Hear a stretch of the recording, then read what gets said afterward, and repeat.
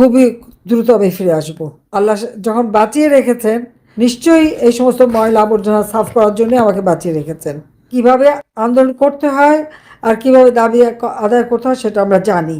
আওয়ামী লীগকে নিষিদ্ধ করবার তাদের কোনো রাইট নাই, কোনো অধিকার নাই। সমস্ত বন্দীদের মুক্তি দিতে হবে, প্রত্যেকটা বন্দীকে মুক্তি দিতে হবে। আওয়ামী লীগের নিষেধাজ্ঞা প্রত্যাহার করতে হবে।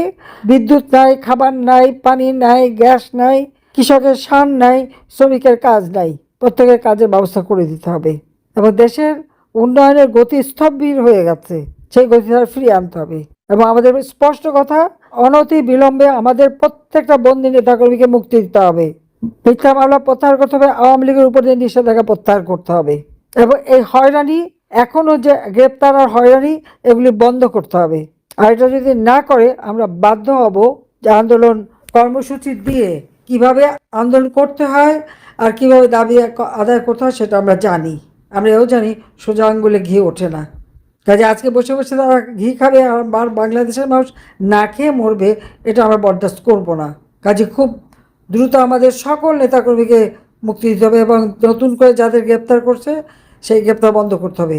নারী ধর্ষণ, শিশু ধর্ষণ, এগুলি বন্ধ করতে হবে। লেখাপড়ার ক্ষেত্রে আওয়ামী লীগ করলে লেখাপড়া করতে পারবে না কেন? সব স্কুল কলেজ আমার হাতে করা, ডেভেলপমেন্ট আমার হাতে করা, আর আমাদের ছেলেমেয়েরা পড়তে পারবে না, তাদের অপরাধটা কী? কাজে প্রত্যেকটা শিক্ষা প্রতিষ্ঠানে যাদের সার্টিফিকেট কেড়ে নেওয়া হয়েছে সার্টিফিকেট ফেরত দিতে হবে, তাদের পড়াশোনার ব্যবস্থা করে দিতে হবে। এবং তা যদি না করা হয় তা দিন একদিন আসবে। আর এর এর কীভাবে এর ব্যবস্থা নিতে হবে সেটা আমরা জানি। 2009 সালে ক্ষমতায় এসে আমরা কিচ্ছু বলিনি।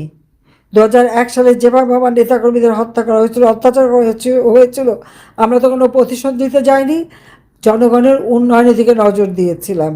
এবারে দুটো কাজ একসাথেই হবে, উন্নয়নও হবে আর এই সমস্ত অপকর্ম যারা করছে তাদের সাজার ব্যবস্থা করা হবে। আজকে পুলিশ, সেনাবাহিনী, সরকার অফিসার আর আমাদের নেতাকর্মী তো আছেই, সকলের উপর জুলুম, অত্যাচার, মিথ্যা মামলা, হয়রানি, এই হয়রানি অনতিবিলম্বে বন্ধ করতে হবে। এটাই আমাদের একমাত্র দাবি এবং সকলকে ঐক্যবদ্ধ হয়ে সেইভাবে মাঠে নামতে হবে। আমি আছি, আমি থাকবো এবং আমি আসবো, খুবই দ্রুত আমি ফিরে আসবো। আল্লাহ যখন বাঁচিয়ে রেখেছেন, নিশ্চয়ই এই সমস্ত ময়লা আবর্জনা সাফ করার জন্য আমাকে বাঁচিয়ে রেখেছেন, আমি জানি। এবং আমার হাত দিয়ে এই বাংলাদেশ আবার উঠবে। 2041 সালে স্মার্ট বাংলাদেশ ইনশাআল্লাহ আমরা গড়ে তুলব। সবাইকে ধন্যবাদ। জয় বাংলা, জয় বঙ্গবন্ধু, বাংলাদেশ চিরজীবী হোক। খোদা।